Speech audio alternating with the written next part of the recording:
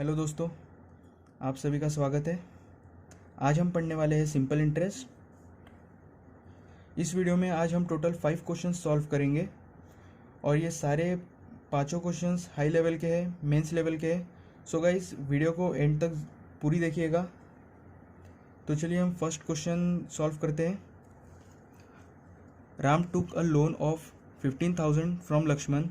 He was agreed that for the first 3 years, rate of interest per annum charge would be at 8% simple interest per annum and at 10% compound interest per annum from the 4th year onwards. Ram did not pay anything until the end of the 5th year. How much would he repay if he cleared the entire amount only at the end of 5th year? तो दोस्तों, ये question ऐसा है कि राम ने 15,000 का loan लिया है लक्ष्मण से और उनमें ये डील हुई है कि पहले 3 साल तक 8% का सिंपल इंटरेस्ट लगेगा और उसके बाद जितने भी आने वाला टाइम होगा उस पर 10% का कंपाउंडेड इंटरेस्ट लगेगा, जो भी इसके पहले अमाउंट होगी। तो उसने कहा है कि 5 साल तक राम एक भी रुपया नहीं देता है और सारी की सारी अमाउंट 5 साल ख़त्म होते ही इकट्ठा सारी अमाउंट वो चुकाता है। तो वो कितनी अमाउंट चुकाएगा? ठीक है, तो हम इसको सॉल्व करेंगे। जो इनिशियल लोन 15,000 दिया है, तो हम इसको सबसे पहले इसके ऊपर डायरेक्टली हम इंटरेस्ट निकाल के जो फाइनल अमाउंट है वो नहीं निकालेंगे। सबसे पहले हम इसको 100 अज्यूम करेंगे। जो इनिशियल अमाउंट है वो 100 है। अब हम इस 100 के ऊपर कितना बनता है इंटरेस्ट फाइनल, ये सारा लगा के वो निकालेंगे। और ये 100 अगर 15,000 है तो जो इस पे बना हुआ है, जो वैल्यू बनी है वो कितनी होंगी, ऐसा हम मैच करके हम इसको सॉल्व करेंगे। ठीक है, तो 100 के ऊपर सबसे पहले 3 साल तक 8% का सिंपल इंटरेस्ट लगेगा और 2 साल तक 10% का कंपाउंड इंटरेस्ट लगेगा पर एनम के हिसाब से। ठीक है, यहाँ पे दिया है 5 ईयर तक ये चला। ठीक है, तो 100 के ऊपर 8% का सिंपल इंटरेस्ट यानी 8 इंटू 3, ये हो गया 24 का सिंपल इंटरेस्ट। यानी 3 साल बाद ये 100 अमाउंट हो गई 124। इसके ऊपर ये सिंपल इंटरेस्ट लगा 3 साल का 8% के रेट के हिसाब से। ठीक है, अब बचे हैं 2 साल। अब इसके ऊपर 10% का इंटरेस्ट लगेगा। ये कंपाउंड है, यहाँ बोला है उन्होंने कंपाउंड इंटरेस्ट, तो ये सारी अमाउंट पे पूरा लगेगा। तो ये कितना लगेगा 12.4। और ये चौथे साल में, ये चौथा साल चालू, ये 3 साल का निकाल लिया हमने डायरेक्टली, सिंपल इंटरेस्ट था। तो ये चौथे साल में ये 12.4, तो टोटल अमाउंट हो जाएगी 124.4631। सो ये चौथे साल में 100 का हो गया 136.4। अब एक और साल बाकी है, तो अब इसके ऊपर लगेगा 10% का, जो कि होगा, मैं यही लिख देता हूँ नीचे, 13.64। ठीक है, तो ये हो गया टोटल 150.04। देखो गाइस, अभी ये 100 का पूरा जो हमने जो क्वेश्चन में बताया है, जिस तरीके से क्या इंटरेस्ट लगेगा, अगर वो हम कैलकुलेट करें तो 100 के ऊपर बन रहा है, 100 का बन रहा है 150.04। हमने 100 अज्यूम किया था, जो कि 100 नहीं है, वो कितना है 15,000। तो 15,000 पर कितना बनेगा, ये क्वेश्चन मार्क। ठीक है, तो ये कैंसिल हो जाएंगे, 20 20 कैंसिल। अब इसको सॉल्व कैसे करेंगे? हम इसको ऐसे करेंगे 150 इंटू 150 प्लस 150 इंटू 0.04। इसको ऐसा स्प्लिट करके अगर सॉल्व करेंगे तो जल्दी सॉल्व हो जाएगा। ठीक है, तो 115 का स्क्वायर 225, ये 20 प्लस 150 इंटू 4 600 और 20 के बाद पॉइंट, तो ये होगा 6। तो आंसर आएगा 22506। तो हमारा आंसर आ गया ए।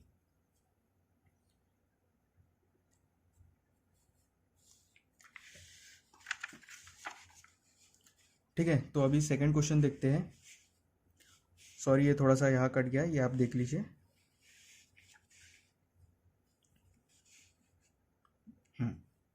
चलिए तो सेकंड क्वेश्चन देखते हैं।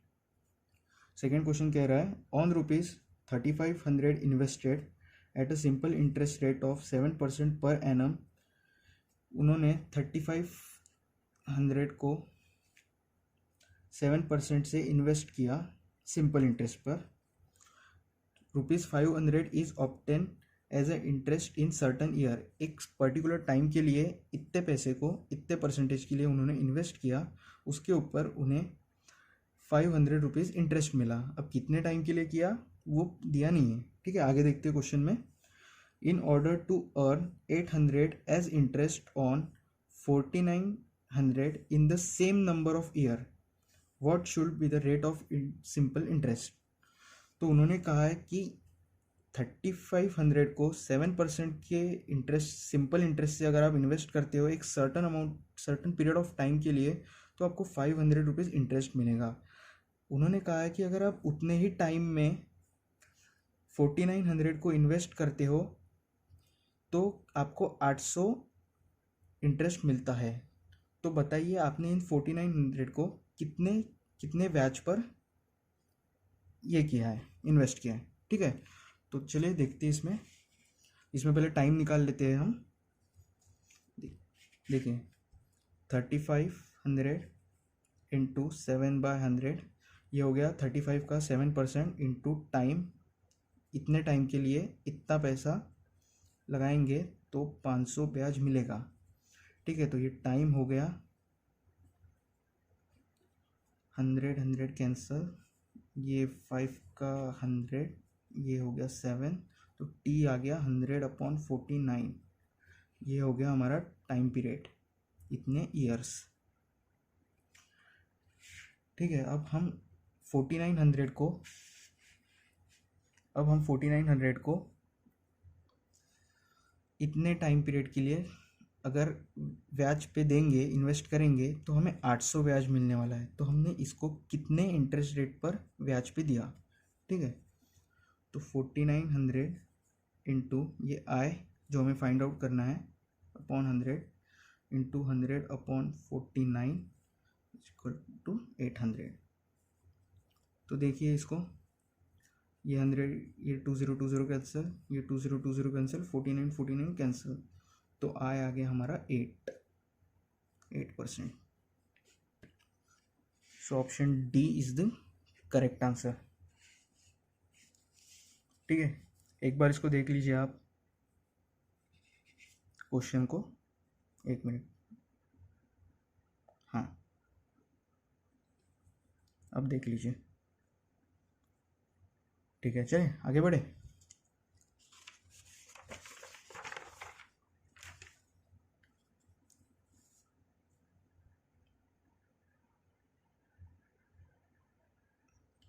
तो देखते हैं हम third question. The interest earn when the ₹P is invested for 4 years in the scheme offering 9% per annum simple interest is more than the interest earned when the same sum P is invested for 2 years in another scheme for 12% per annum simple interest by 360. What is the value of P? तो question में कहा है कि P amount को हमने 9% per annum के simple interest पर 4 साल के लिए इन्वेस्ट किया। तो जो इंटरेस्ट हमें मिला इस स्कीम में, वो इस स्कीम से कितना ज़्यादा है, 360 से। अब ये स्कीम क्या है, उसी अमाउंट को इन्वेस्ट किया 2 ईयर्स के लिए for 12% per annum simple interest. तो हमको जब भी सॉल्व करना है तो जो इनिशियल अमाउंट है उसको 100 लेके ही सॉल्व करना है। तो अगर हम इनिशियल अमाउंट को 100 लेते हैं तो कितना होगा, 100 के ऊपर 9%, 100 का 9% यानी 9 इंटू 4 इक्वल टू 36, ये हो गया 36%, ठीक है। अब सेकेंड स्कीम पर का देखते हैं। अगर अमाउंट सेम है तो 12% पर एनम के हिसाब से 2 ईयर का हो गया 24%। 24%। उसने कहा है कि जो पहली स्कीम में उनको जो ब्याज मिला वो दूसरी स्कीम से कितना ज़्यादा है, 360। तो ये हो गया 360। तो ये 12% इज इक्वल टू 360। तो अब बताइए कि पी पी क्या है हमारे, 100। इसको हमने अज्यूम किया था। तो अगर 12% 360 है तो 100 कितना होगा। ठीक है, तो अब इसको कैसे सॉल्व करेंगे, इसको कट करेंगे तो आंसर है हमारा 3000। So option E is the correct answer.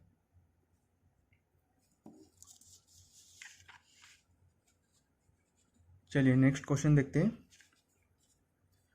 A person invested a certain amount at a simple interest at the rate of 6% per annum, earning rupees 900 as the interest at the end of 3 years. Had the interest been compounded every year, how much more interest would he have earned on the same amount with the same interest rate after 3 years? तो देखो guys, इसमें बोला है कि उन्होंने किसी amount को 6% के इंटरेस्ट, सिंपल इंटरेस्ट रेट से इन्वेस्ट किया, उन्हें 3 साल बाद 900 रुपीज़ मिले। तो हम इसमें सिंपल लॉजिक बनता है कि 6 इंटू 3 यानी 18%, ये 900 है। अगर हम 100 को इनिशियल अमाउंट अज्यूम करते हैं तो ठीक है। तो उसने कहा है कि अगर इसी अमाउंट को 6% के हिसाब से ही सेम इंटरेस्ट रेट, देखिए with the same interest rate, इतने ही इंटरेस्ट रेट पर अगर हम कंपाउंड इंटरेस्ट लगाते तो कितना इस 900 से ज़्यादा मिलता। ठीक है, अभी हम इसको इस प्रकार से सॉल्व कर सकते हैं कि 6%, ये 18% है हमें मालूम है। ठीक है, ये 18% है 900। अब इसका कंपाउंड रेट जब लगाएंगे तो कितना होगा, तो ऐसे 666, फिर इसका 0.36, फिर 0.72, इस मेथड से हम कर सकते हैं सॉल्व डायरेक्ट कंपाउंड निकाल के। बट हमें ऐसा नहीं करना है क्योंकि इससे कैलकुलेशन थोड़ा लेंदी हो जाएगा। मैं आपको इसकी सिंपल ट्रिक बताता हूँ। ट्रिक है ना, इसको हमें सिंपल तरीके से ही सॉल्व करना है। पहले इसकी प्रिंसिपल अमाउंट कैलकुलेट करनी है और फिर उसी पे हमें कंपाउंड इंटरेस्ट निकालना है, जो कि थोड़ा आसान जाएगा। ठीक है, तो ये हो गया, ये 3 साल का 900 हो गया। तो 1 साल में कितना मिलेगा, क्योंकि सिंपल इंटरेस्ट है तो उसमें कोई कंपाउंडिंग इफेक्ट रहेगा नहीं। तो 1 साल में मिलेगा हमें 300, जबकि 1 साल में कितना ब्याज लगा है, 6% लगा है। ये 6% है 300, तो 1% कितना होगा, 50। अगर 50 है तो 100% वैल्यू यानी प्रिंसिपल अमाउंट हो गई हमारी 5000। ठीक है गाइस, हमें पता है 18% 900 है। अब हमें निकालना है इस अमाउंट, प्रिंसिपल अमाउंट के ऊपर compound interest at the rate of 6% per annum. ठीक है, तो कितना आएगा, पहले आएगा 300, फिर आएगा इसके ऊपर 300 लगेगा, इसके ऊपर लगेगा 18। ठीक है, फिर इसके ऊपर 300, इसके ऊपर 18, इसके ऊपर 18 और इस 18 के ऊपर 18 इंटू 6, 18 इंटू 6, ये लगेगा 1.08। ठीक है, तो देखो ये 900 पहले भी मिला था। अब हमें इस कंपाउंड इंटरेस्ट में से इस 900 को माइनस करना है, तब हमें डिफरेंस मिलेगा। तो देखो ये 900 में से 900 गया 0, अब बचा ये इतना। So this is the difference, 18 3 54 plus 1.08, answer is 55.08। So answer C is the correct answer. ठीक है, समझ में आया। एक बार इसको आप देख लो पूरा, मैं जूम आउट कर देता हूँ वीडियो। हाँ, एक बार देख लो पॉज करके। चलो ठीक है, नेक्स्ट क्वेश्चन देखे।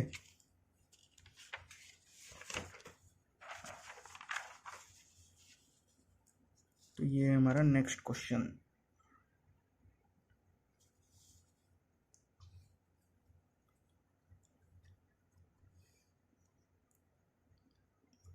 A father left a will of 35 lakh left है. A father left a will of 35 lakh between his two daughters aged 8.5 years and 16 years such that they may get equal amount when each of them reach the age of 21 years. The original amount of 35 lakh has been instructed to be invested at 10% per annum simple interest. How much did the elder daughter get at the time of the will? तो देखो भाई, question में ऐसा कहा है कि एक father है, उसके पास 35 लाख रुपीज़ की अमाउंट है. उसने अपनी सारी अमाउंट अपनी दो डॉटर्स के नाम कर दी है. उसमें से एक की एज है 8.5 साल, एक की एज है 16 साल. ठीक है, तो उसने ये जो अमाउंट इन दोनों को दी है वो इक्वली डिस्ट्रीब्यूटेड नहीं की है. किसी को ज़्यादा होंगी, किसी को कम होंगी. तो कंडीशन ये है कि ये दोनों जब 21 साल की हो जाएंगी तब उन्हें वो अमाउंट जब मिलेंगी तो वो इक्वल होंगी दोनों को जब मिलेंगी, और उस अमाउंट पर 10% का इंटरेस्ट रेट लगेगा तब तक जब तक वो 21 साल की ना हो जाए. ठीक है, क्वेश्चन को समझिए. ठीक है, तो देखो इसको हम ऐसे सॉल्व करेंगे. ये यंगर डॉटर, ये elder daughter, total amount 35 lakh. हम यंगर डॉटर का x ले लेते हैं, एल्डर डॉटर को y. x plus y is equal to 35 lakh. ठीक है, तो देखिए जब x यंगर डॉटर की एज है 8.5 ईयर्स, ये इसको 21 साल होने में कितना टाइम बाकी है? 12.5 साल. तो जो एक्स अमाउंट है उस पर 12.5 साल तक 10% पर एनम के हिसाब से सिंपल इंटरेस्ट लगेगा. तो कितना होगा? देखिए x इंटू 10/100, ये हो गया x के ऊपर 10% का सिंपल इंटरेस्ट इंटू 12.5 साल, और ये हो गया टोटल इंटरेस्ट जो उसको मिलेगा प्लस ये x प्लस, यानी टोटल अमाउंट इतनी बनेगी यंगर डॉटर की. अब जो टोटल अमाउंट बनने वाली है 21 साल बाद वो इक्वल है y की जो टोटल अमाउंट बनेगी 21 साल बाद. तो y पर भी y की जो अमाउंट होंगी, जो एल्डर डॉटर की जो अमाउंट होंगी यानी y, उसके ऊपर कितना लगेगा? 10% का ही सिंपल इंटरेस्ट लगेगा. लेकिन ये 16 ईयर्स की है तो इसके ऊपर इंटरेस्ट कितना लगेगा? सिर्फ 5 ईयर्स का. ठीक है, ये हो गया total interest earn by elder daughter plus y जो थी इनिशियल विल था, जो कि हमको पूछा है कि इनिशियली एल्डर डॉटर को डिस्ट्रीब्यूशन में कितनी अमाउंट मिली थी इन 35 लैक्स में से. ठीक है, अब इसको सॉल्व करते हैं. ये x plus 1.25x is equal to 0.5y plus y. 2.25x is equal to 1.5y. x upon y is equal to 1.5 upon 2.25. अब इसको काटेंगे. ये डेसिमल पॉइंट्स को अब थोड़ा भूल जाइए. ठीक है, ये 150 हो जाएगा. ये 225 25 से डिवाइड करेंगे 6/9 और 3 से कट रहा है 2/3. तो देखो गाइस, हमको x और y जो इनिशियल अमाउंट जो इन दोनों में डिस्ट्रीब्यूट हुई थी उसका हमें रेशियो मिल गया 2:3. ठीक है, टोटल अमाउंट कितनी थी? 35 लाख. तो उन्होंने पूछा है कि जब बंटवारा हुआ था दोनों में तो एल्डर डॉटर को at the time of will कितना अमाउंट मिला था, यानी एल्डर डॉटर y, यानी y हमें कैलकुलेट करना. ठीक है, 35 divided by total 5 into 3, 7 into 3 is equal to 21 lakh. So B is our answer. एक बार देख लो आप इस क्वेश्चन को.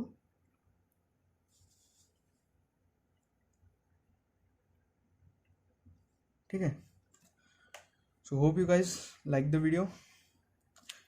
अगर आपको पसंद आता है तो प्लीज़ लाइक कीजिए, शेयर कीजिए, सब्सक्राइब कीजिए। ठीक है, थैंक यू।